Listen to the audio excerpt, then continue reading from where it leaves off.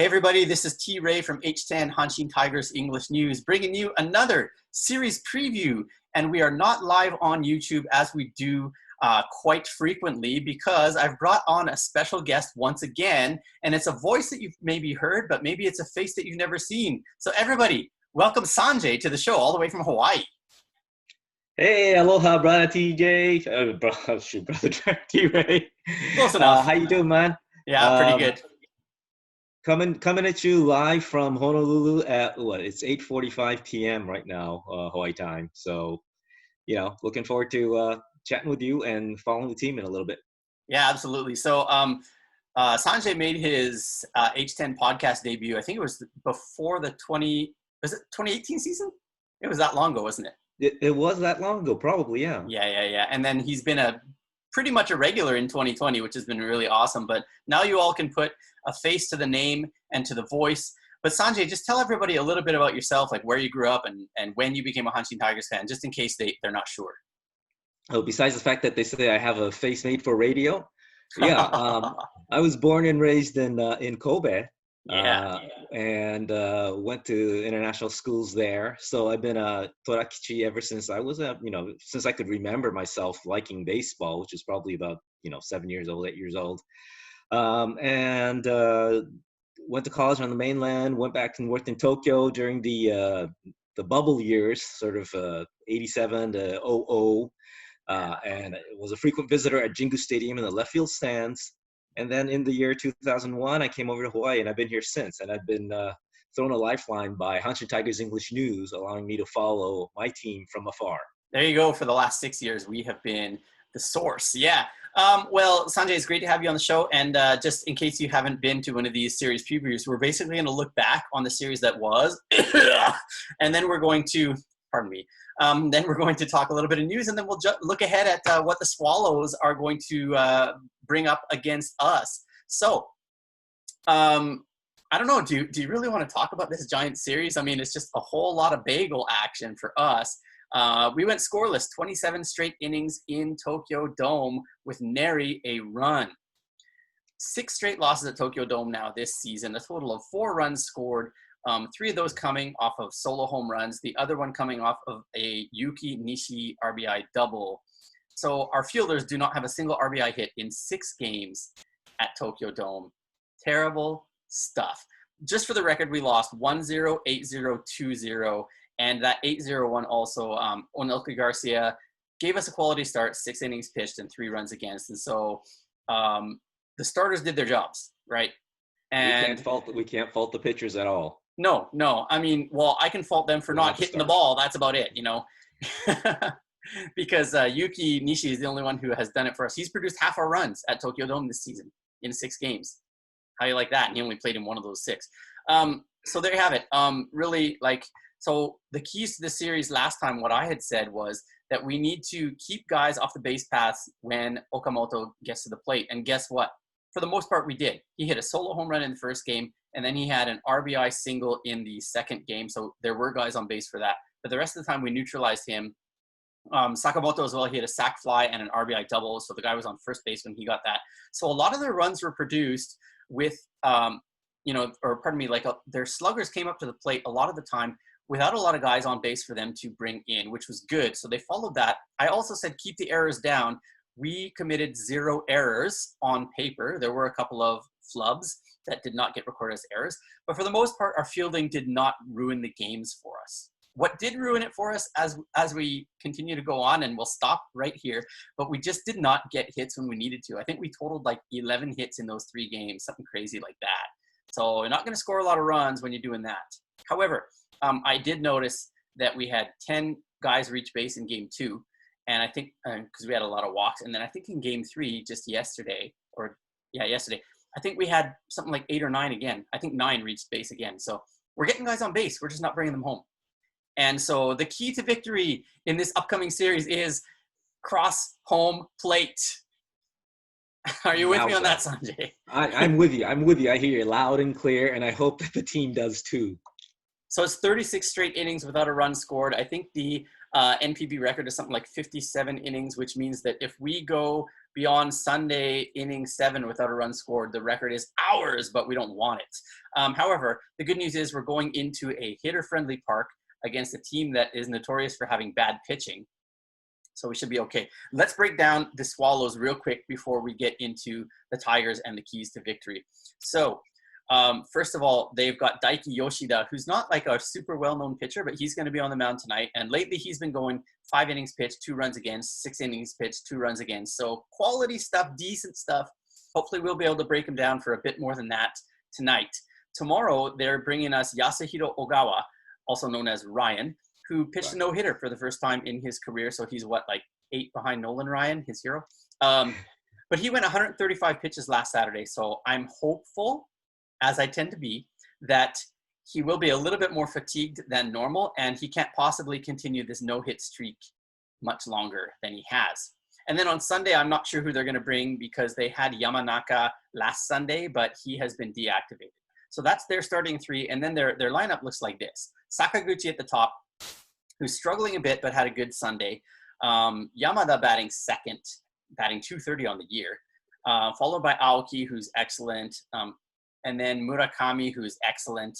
And then they've got a mishmash of guys. It could be Nishiura at shortstop. It could be Miyamoto at third base. It could be somebody else in there. I think Escobar has been deactivated, though, if I'm not mistaken. They've got Yamasaki in center, and then Nakamura or Nishida at catcher, and then their pitcher. So their lineup has got a couple of good, strong hitters and a whole lot of mediocrity, in my opinion. As for us, well, lately we've had a whole lot of mediocrity, but we're going to be starting with Chikamoto at the top, I'm sure. And then the number 2, number 3 has been kind of fiddled with a little bit lately. Jerry Sands batted 4th yesterday. Didn't have any success at that, but that was the case. Bohr was dropped. No, Bohr stayed in 5th, and Oyama batted 6th. Mm-hmm. But I don't know, Sanjay, what do you think is going to happen with the starting lineup? Do you think Obata is going to get plugged in? So Ryuhei Obata got called up. He's a 19-year-old shortstop. He could get put in at short, and then they move Kinami over to second. I'm not really sure, but what do you think? You got any ideas for this starting lineup? Well, given that our fearless leader, Mr. Yano, did not start Uemoto when he was called up, mm-hmm. I'm not really looking for Obata to be starting today, but maybe tomorrow if whoever is playing today is not hitting it well. It's a possibility. You touched on Murakami for them, and I just wanted to point out that he's actually second in the Central League right now in batting average at 330, mm-hmm. and he's the third in the Central League in RBIs at 43. So we're talking that young boy is kind of a boatload. He sure is. Yeah, absolutely. So I really think that one of the keys is, remember last time we were in Jingu Stadium, we scored 20 runs in one game, and then we did awful the rest of the series. So we've got to have some consistency there. I don't expect 20 runs in a game. I do expect them to score. I hope they score 20 runs during this series. That would be enough if they if they spread them out.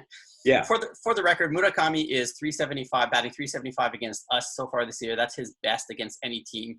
However, just 1 home run, which is tied for his least on anyone. So his OPS against us is actually 4th out of the other 5 Central League teams that he has faced. So we're not doing too badly against him in that respect. I think if you can limit Murakami to singles, you're doing quite all right. But for me, the key to the series is not even that. I really think it's this. The Tigers notoriously bring slumping, slumbering, sleeping superstars out of their slumps. And that is Tetsuto Yamada right now. He's batting 230 on the year. This is a guy that has, he's gotten the 333, the 330 home runs, 30 stolen bases, 3 seasons, 3 out of 4, I think, or something like that recently. We cannot allow him to break out of his slump against us.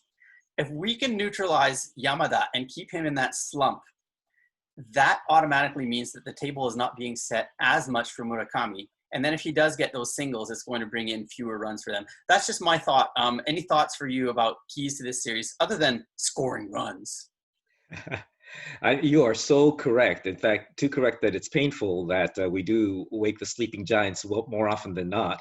I'm kind of hoping, looking beyond today, that Ryan Ogawa does the same thing that we did. We scored 20 runs and then fizzled for the rest of the season. Maybe he throws a no-no and last time and he fizzles against us. And I guess at this point, I want to just give a hat tip to Maeda Kenta, who almost got to the no-no back for the Twins a couple nights ago. And, thankfully it wasn't against us, and I hope nobody else goes anywhere like that against us too. Sure. Interesting thing about Ogawa is that he did throw that no-no, and it was quite the performance. But then if you look at his prior outings, he was not really outstanding. And even including the no-no, his ERA on the season is 3.43, which is respectable. But for somebody who's gone 9 mounds and one of them was perfect, it's really not the ace standard that you might expect. So anyways, I think, though, getting to the predictions part of this, Sanjay, the key for us or what we need here is we need 3 wins. There's no more like, oh, it's okay to just win the series and go 2 out of 3. No, we got blasted at Tokyo Dome. We need to blast back and finish the week 3-3, because if we finish the week 2-4, we're just falling further behind.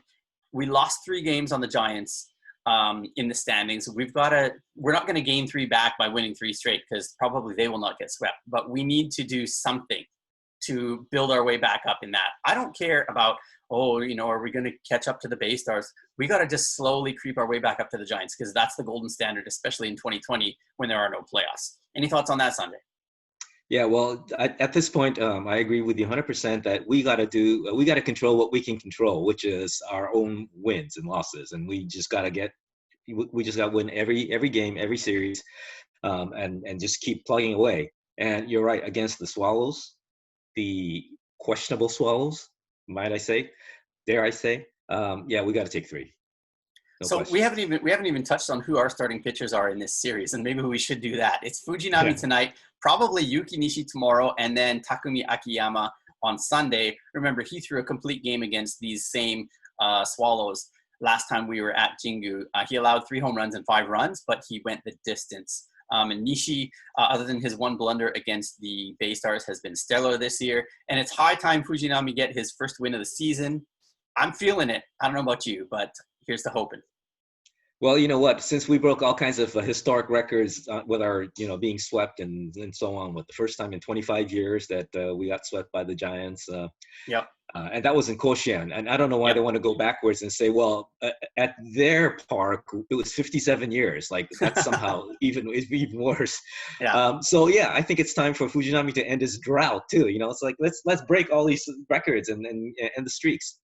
Yeah, for sure. Okay, so Fujinami hit a Grand Slam home run in Yokohama. Maybe he can do one here at Jingu. It is a hitter-friendly park, and he's got the power as he's shown. But anyways, we're looking for 3 wins here, guys. So thanks for joining me today, Sanjay. Everybody, if you want to match JD's face to the voice, to the name, I'm going to put a link to a video up here right away. Please subscribe to us. And don't forget, we're on Patreon. Show us some love, and we'll show you some extra H10 love as well. Have a good series, everyone. Enjoy the weekend. Aloha.